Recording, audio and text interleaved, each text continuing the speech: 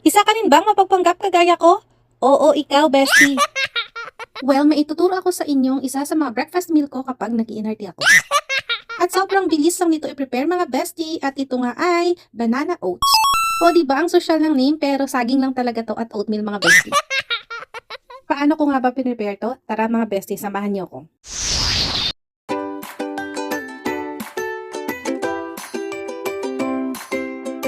So dito ko ilalagay sa aking mason jar at pwede rin naman kahit anong merong takip kasi ilalagay natin to later sa ref. At para sa oatmeal, ang gamit ko dito ay yung whole rolled oats. Pwede rin naman dito yung instant oats.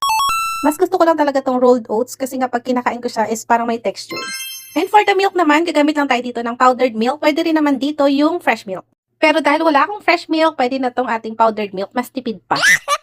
At optional lang tong raisin kahit wala na ay pwedeng-pwede. Pagkatapos, nagtimpla lang ako ng gatas at iset aside muna natin ito habang naglalagay tayo ng rolled oats